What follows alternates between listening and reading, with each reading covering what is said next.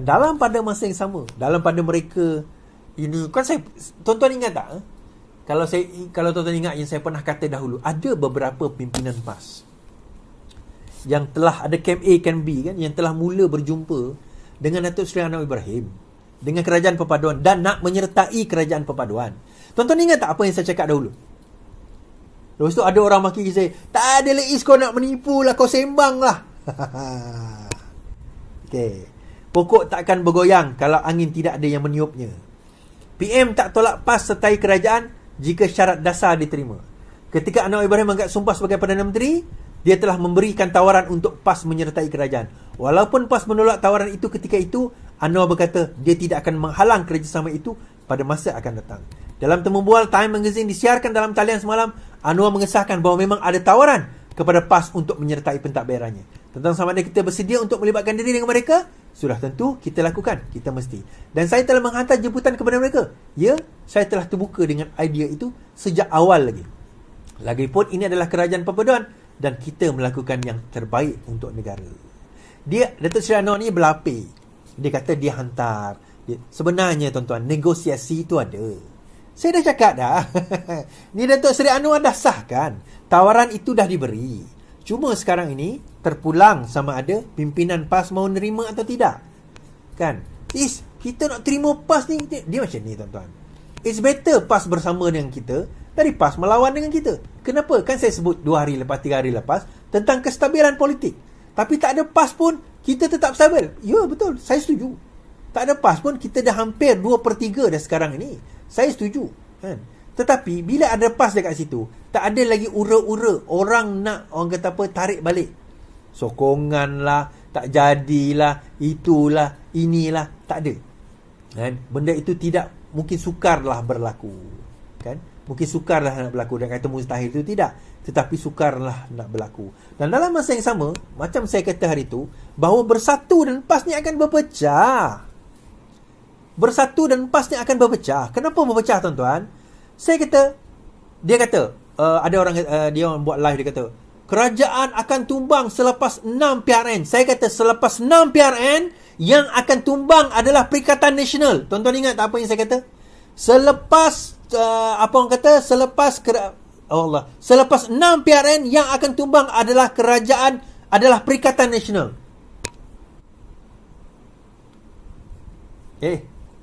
Nampak? Dalam masa yang sama tuan-tuan juga. Ni banyak sebenarnya, tapi saya nak bawa semua tak boleh. Saya buat sikit-sikit je.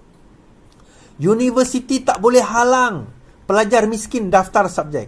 Universiti awam tidak boleh menghalang pelajar yang tidak mampu membayar yuran pendaftaran dari mendaftar subjek pada setiap semester atau memenduduki peperiksaan, kata Datuk Seri Anwar Ibrahim. Dalam pembintangan bajet, Anwar yang juga Menteri Keuangan menegaskan pelajar tidak seharusnya dinafikan hak untuk belajar hanya kerana masalah kewangan. Dia berkata yuran pendaftaran masuk ke universiti dihadkan tidak lebih 1,500.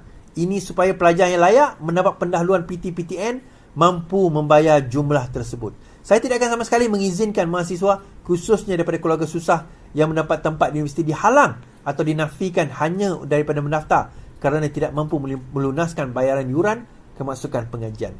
Tidak ada duit untuk bayar yuran tidak boleh dijadikan alasan untuk menghalang mahasiswa mengambil peperiksaan. Anwar berkata pada masa sama, pelajar sedia ada yang tidak mampu tidak lagi akan disekat bagi mendaftar subjek pada setiap semester dan bayaran boleh dilunaskan setelah pendaftaran subjek. Ni ada yang berlaku tuan-tuan. Universiti kalau tak habis bayar yuran dan sebagainya, maka dia tak boleh ambil exam. Mamak tu, minah tu dah setengah dah dalam pengajian, dah halfway, pinjaman pun dah berjalan, tak habis belajar, dibuang, dia kena bayar balik pinjaman tu. Tapi diploma degree pun tak dapat, pinjaman kena bayar. Nanyalah kat member tu, nanyalah kat orang tu, dia apa ada dekat situ, tujuan dia untuk belajar. Mungkin dia tak mampu. Ya, Datuk Seri Anwar kata, jangan jadikan itu alasan untuk sekat mereka. Apa mekanisme? Itu mungkin Menteri Pendidikan, Menteri Pengajian Tinggi lebih tahulah. Kan? Menteri Pengajian Tinggi lebih tahu. Dalam masa yang sama, banyak skim ni tuan-tuan. Saya nak bawa satu-satu ni terlalu banyak. Skim tunai ramah STR ditambah baik. Kadar maksimum RM3,700 tuan-tuan. Skim tunai ramah akan ditambah baik dan ditingkatkan di bawah belanjawan 2024. Seperti yang dicadangkan di bawah bajet baru itu, jumlah maksimum STR dinaikkan daripada 3,100 kepada 3,700. Engkau orang nak BRIM dulu berapa je? 2,000 pun tak sampai BRIM dulu. Ini 3,700 tuan-tuan. Kadar minimum untuk golongan belia naik daripada 350 kepada RM500. Bayaran pertama STR untuk isi rumah biasanya maksimum 300. Untuk STR 2024, bayaran pertama dinaikkan kepada RM500. InsyaAllah disalurkan sebelum Ramadan, kata Perdana Menteri. Anwar juga terus mengumumkan sumbangan asas ramah iaitu SARA dan mengkredit ke dalam MyCard 200,000 penerima STR sebanyak RM100 sebulan untuk tempoh 6 bulan. Sumbangan asas ramah dia akan kreditkan ke dalam MyCard 200,000 penerima STR. Sebelum ini skim SARA hanya melibatkan 200,000 penerima dalam tempoh 6 bulan. 6 bulan.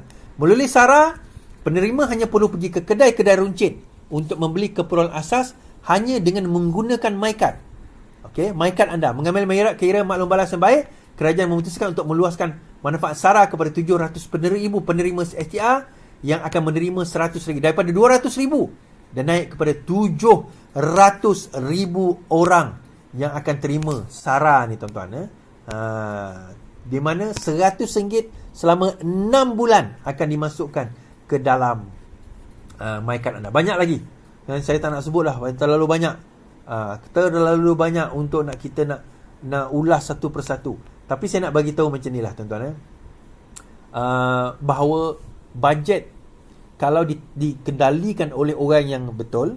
Sebab itu bila sebuah negara ini ditadbir oleh orang yang amanah dan juga orang yang berkompeten, bijak dalam mentadbir, maka insya-Allah negara kita ni boleh maju.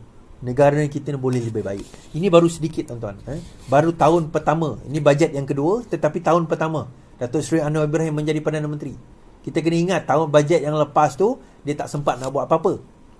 Belum sempat buat apa-apa lagi. Tapi bajet tahun hadapan, yang ini dah setahun beliau menjadi Perdana Menteri. Dan kita nampak bagaimana perkara ini dilakukan. Dan untuk Sabah Sarawak pula, ini saya nak cerita. Ni orang Sabah Sarawak tak boleh komplain dah. Jangan komplain kata inilah parti Malaya. Malaya ambil harta kita. Malaya ambil kekayaan kita. Okey, saya cerita. 12.4 bilion diperuntukkan untuk Sabah dan Sarawak untuk menzahirkan kesepakatan yang dicapai. Pemimpin dahulu dalam perjanjian Malaysia terus direalisasikan dalam kerajaan perpaduan dalam Belanjawan 2024 masyarakat madani dengan jumlah 12.4 bilion diperuntukkan untuk pembangunan di Sabah dan di Sarawak. 12.4 bilion. Perdana Menteri berkata ketika membentangkan sebanyak 66.6 bilion untuk Sabah dan 5.8 bilion untuk Sarawak, iaitu meningkat tahun lepas 5.6, tahun ini Anwar bagi 5.6, tahun ini Anwar bagi 5.8 untuk orang Sarawak. Bukan itu saja, untuk YB Junaidi ada sebut pasal di dalam perkara 112D kalau tak silap perlembagaan, Sarawak hanya terima 16 juta je. 16 juta saja. Tetapi tahun ini kerajaan Anwar Ibrahim telah menaikkan kepada 300 juta. 300 juta bagi Sabah dan Sarawak 125.6 juta. Oh ya, betul. Telah meningkatkan kadar pemberian khas interim untuk Sabah dan Sarawak kepada 300 juta berbanding 16 juta bagi Sarawak dan 125.6 juta bagi Sabah sebelum ini. Okey. Bermakna jumlah ini telah bertambah totalnya kepada 300 juta on top of 6.5 dan 56 bilion untuk Sabah dan Sarawak. Bila saya menyertai Parti Keadilan dulu kan, kami di Sarawak menyertai Parti Keadilan. Sorry, kenapa kau tak sertai parti lokal? Itu parti Melaya. Parti Keadilan bukan parti Melaya. UMNO parti Melaya. Parti Keadilan parti nasional, parti seluruh Malaysia. Saya kata, kenapa kami menyertai Parti Keadilan? Orang Sarawak kata, sertailah parti lokal. Saya kata, parti lokal takkan boleh selesaikan masalah Sarawak. Saya kata, the only parti yang boleh selesaikan masalah Sarawak, masalah Sabah adalah parti nasional. Di sini peranan Datuk Seri Anwar Ibrahim sebagai Presiden kami dalam Parti Keadilan. Lihat bagaimana tahun lepas 5.6 bilion, tahun ini 5.8 bilion. Lebih 11 bilion dah diberi kepada Sarawak dalam tempoh 2 tahun. Bilion, tuan-tuan. Kalau orang Sarawak komplain lagi kata tak cukup, aku tak tahulah.